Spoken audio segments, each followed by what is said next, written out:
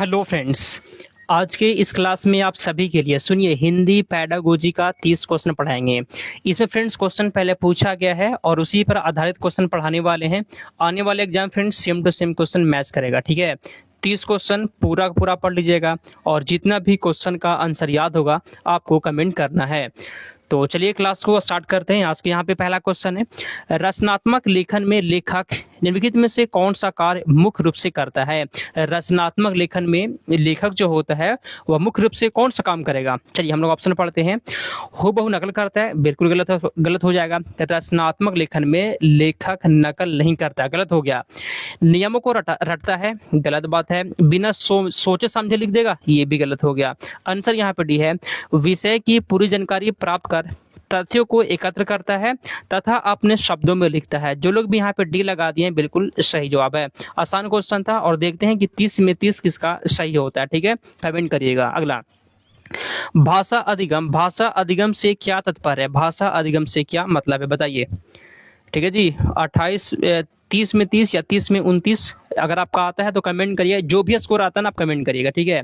भाषा अधिगम से क्या मतलब है, कमेंट करिए। तो ऑप्शन है, वह प्रक्रिया जिसके द्वारा मनुष्य अपने विचारों को अभिव्यक्त करने तथा समाज व परिवेश के साथ सामंजस्य स्थापित करने के लिए भाषाई क्षमता का विकास करता है। बिल्कुल यही सही जवाब हो जाएगा।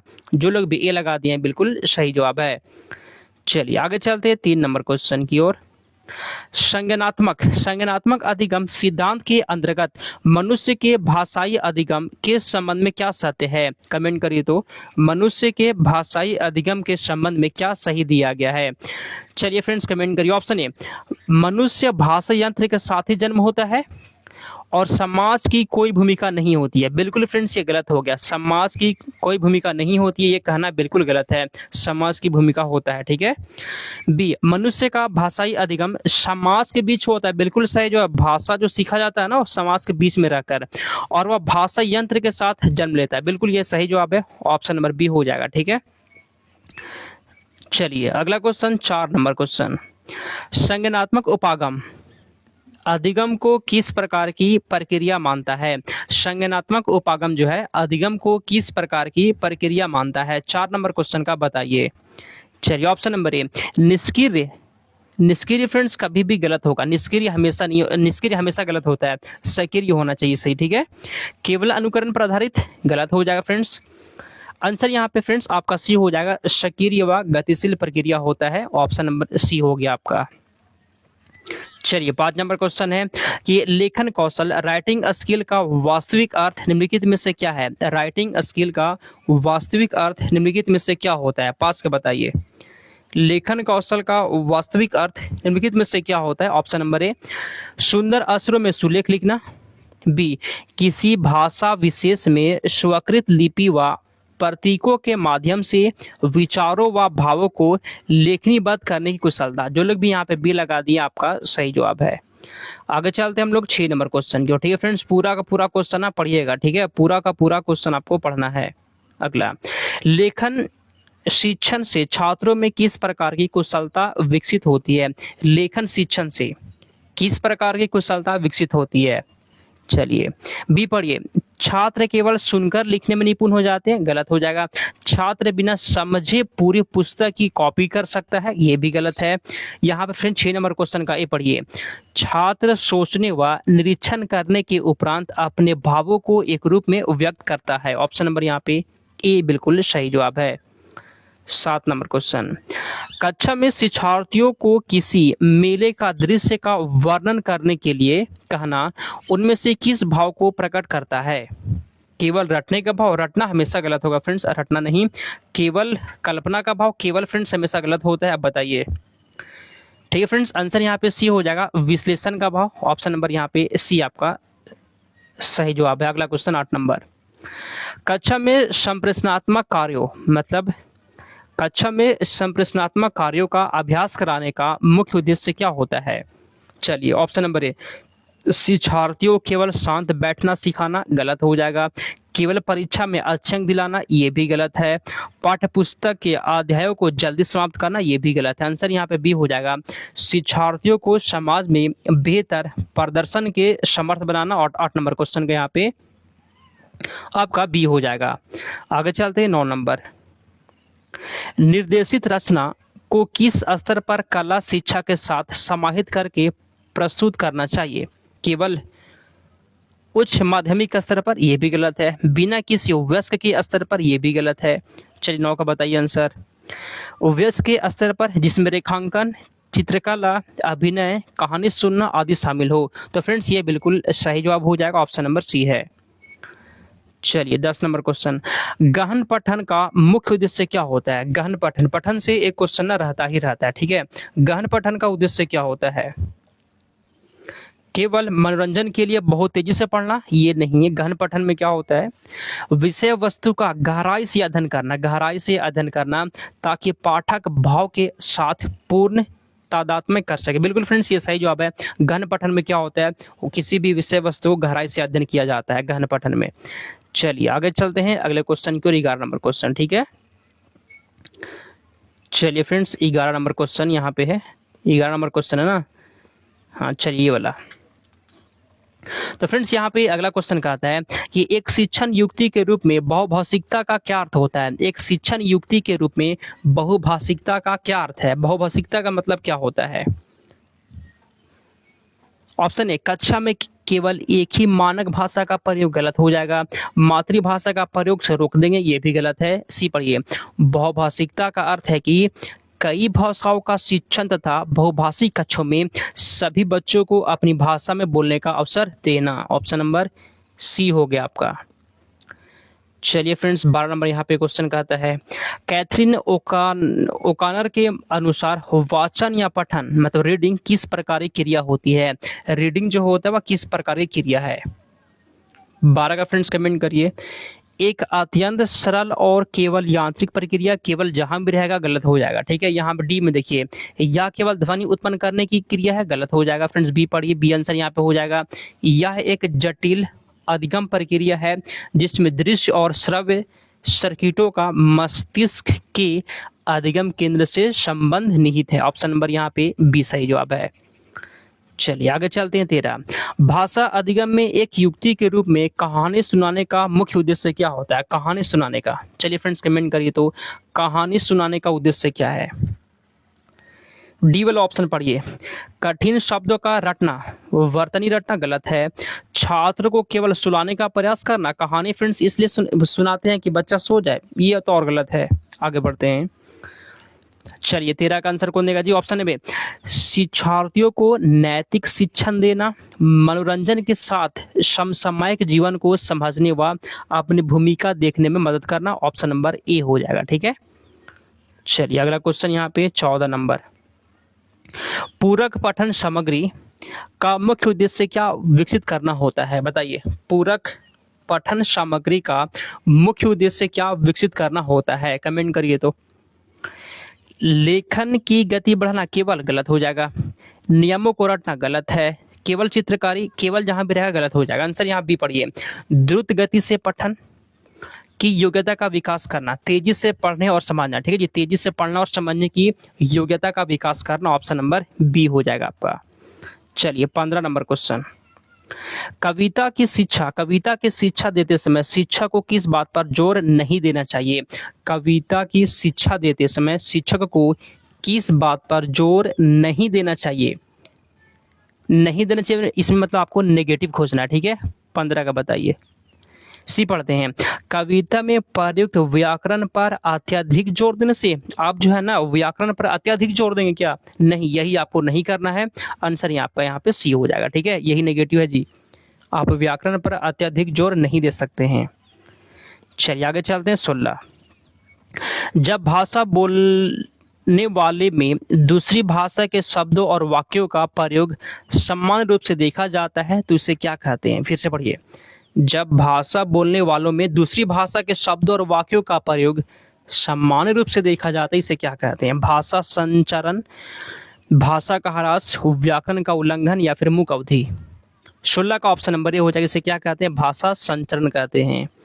चलिए बिल्कुल सही जवाब है। आगे चलते हैं 17 नंबर क्वेश्चन की ओर। चलिए ये बताइए 17। उपचारात्मक शिक्षण का मुख्य आधार निम्नलिखित में से क्या होता है? उपचारात्मक शिक्षण रेमेडियल टीचिंग का आधार क्या होता है? 17 का बताइए।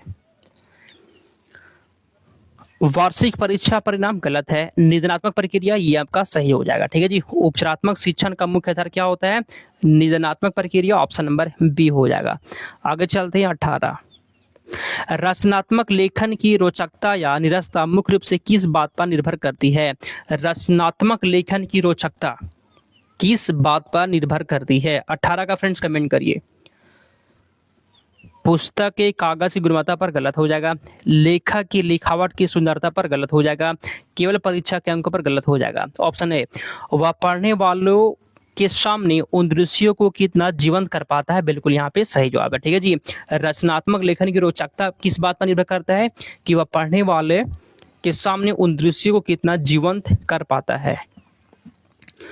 ठीक है। 30 में आप कितना सही करते हैं ना, कमेंट करिए। अगला, संज्ञानात्मक उपागम के अंतर्गत शिक्षार्थियों के अवबोधनों का संसाधन किन प्रक्रियाओं द्वारा होता है? 19 का बताइए। तो संज्ञानात्मक उपागम के अंतर्गत विद्यार्थियों के अवबोधन का संसाधन किन प्रक्रिया द्वारा होता है? तो फ्रेंड्स ऑप्शन ए, केवल अनुकरण और रटने पर, यह भी एकदम गलत है। केवल पुरस्कार और दंड द्वारा, ये भी गलत है। बी पढ़िए, विभेदीकरण, समानीकरण और पुनर्संरचना द्वारा, ऑप्शन नंबर यहाँ पे बी हो जाएगा। आगे चलते हैं 20 नंबर क्वेश्चन। लिखित भाषा के ध्वन्यात्मक पाठ को निम्नलिखित में से क्या कहा जाता है?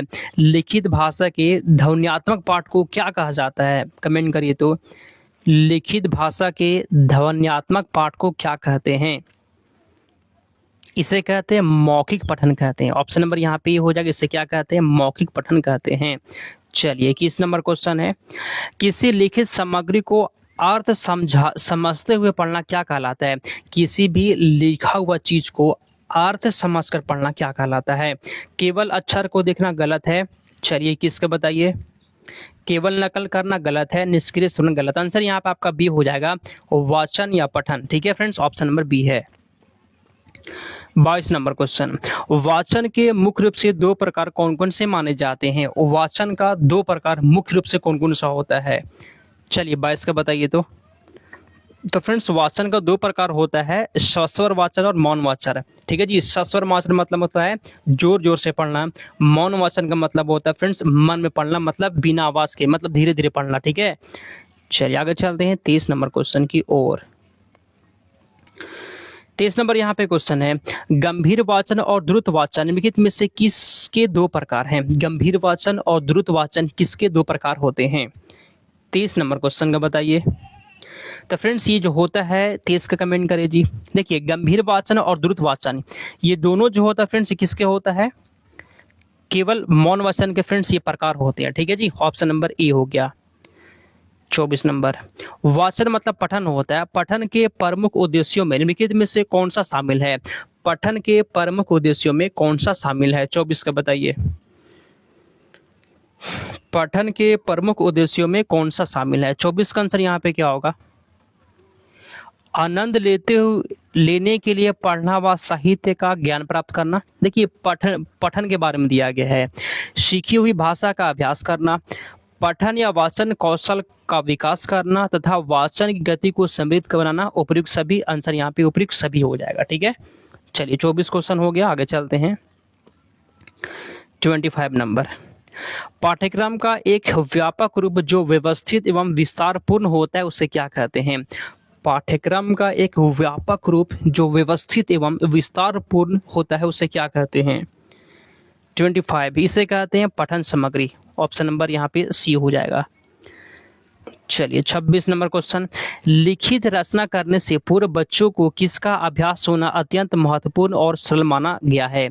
लिखित रचना करने से पूर्व मतलब पहले बच्चों को किसका अभ्यास होना अत्यंत महत्वपूर्ण और सरल माना गया है? 26 का कमेंट करिए। तो देखिए सी और डी में फ्रेंड्स केवल लिखा गया, दोनों कट जाएगा। कठिन शब्दों को रटने का अभ्यास गलत है। आंसर यहाँ पे बी हो जाएगा। मौखिक रचना का अभ्यास, क्योंकि यह अपेक्षाकृत सरल व भावपूर्ण होता है। ऑप्शन नंबर बी हो जाएगा। चलिए 27 नंबर क्वेश्चन की ओर चलते हैं। क्लास आप लोगों को कैसा लगता है जी, कमेंट करिएगा। ये सब क्वेश्चन को अच्छे से पढ़ना है, एग्जाम तक फ्रेंड्स आप बहुत मजबूत हो जाएंगे अगर आप हमेशा पढ़ते हैं तो, ठीक है। हर रोज क्लास होता है इस चैनल पे, सब्सक्राइब कर लीजिए। अगला, किसी शब्द के भाषा भेद की जांच करने के विषय में सबसे कम महत्वपूर्ण साधन किसे माना गया है? सबसे कम महत्वपूर्ण साधन किसे माना गया है? 27 का बताइए, सबसे कम महत्वपूर्ण, नेगेटिव खोजना है। तो फ्रेंड्स यहाँ पे 27 नंबर क्वेश्चन का हो जाएगा शब्दकोश के प्रयोग को।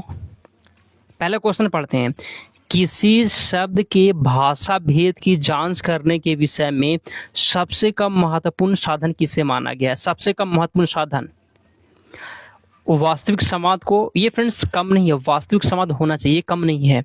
व्याकरण की पुस्तक को, परिवेशीय भाषा को, फ्रेंड्स ये भी कम नहीं है। देखिए बी और डी तो आपका नहीं होगा क्योंकि आपको नेगेटिव खोजना है। आप बताइए शब्दकोश के प्रयोग को या फिर व्याकरण की पुस्तक को, सबसे कम होता है फ्रेंड्स, यहाँ पे हो जाएगा शब्दकोश के प्रयोग को, ऑप्शन नंबर ए हो जाएगा। आगे चलते हैं 28 नंबर। गहन पठन की प्रक्रिया छात्र को किस स्तर से शुरू करानी चाहिए? गहन पठन की जो प्रक्रिया होता है छात्रों को किस स्तर से शुरू करानी चाहिए? आंसर यहाँ पे बी हो जाएगा, प्राथमिक स्तर से ही अभ्यास कराया जा सकता है। ऑप्शन नंबर ए बी हो जाएगा, बी। 29 नंबर यहाँ पे क्वेश्चन है, एक भाषा वैज्ञानिक के अनुसार यदि हम मूलतः बहुभाषी हैं तो क्या सत्य होगा? कमेंट करिए। एक भाषा वैज्ञानिक के अनुसार यदि हम मूलतः बहुभाषी हैं, यदि हम बहुभाषी हैं तो क्या सत्य होगा? ए, किसी एक भाषा से हमारा काम नहीं चल ही नहीं सकता। यदि हम बहुभाषी हैं ना तो किसी एक भाषा से हमारा काम चल ही नहीं सकता। बिल्कुल सही जवाब है, ऑप्शन नंबर ए हो जाएगा। चलिए 30 नंबर यहाँ पे क्वेश्चन है, उपचारात्मक शिक्षण किस प्रकार के विद्यार्थियों के लिए आयोजित किया जाता है? उपचारात्मक शिक्षण जो है ना किस प्रकार के विद्यार्थियों के लिए होता है? ऑप्शन ए, जो परीक्षा में सर्वोच्च अंक लाते हैं, नहीं, अंक से कोई मतलब नहीं है। जो विद्यालय नहीं आते हैं, जो केवल खेल कूद में रुचि रखते हैं, ये भी नहीं। आंसर बी, जिन्हें किसी विषय विशेष, प्रकरण विशेष से संबंधित समस्या या कठिनाई होती है, उसके लिए क्या होता है? उपचारात्मक शिक्षण। आंसर बी हो गया। 30 में से आप कितना सही कर दिए हैं और क्लास कैसा लगा? क्लास अच्छा लगा फ्रेंड्स तो एक लाइक करिए और चैनल को सब्सक्राइब कर लीजिए, ठीक है। क्लास हर रोज होता है फ्रेंड्स, सब्सक्राइब कर लीजिएगा। चलिए हम लोग इस क्लास को समाप्त करते हैं, मिलते हैं अगले क्लास में, समाप्त करते हैं।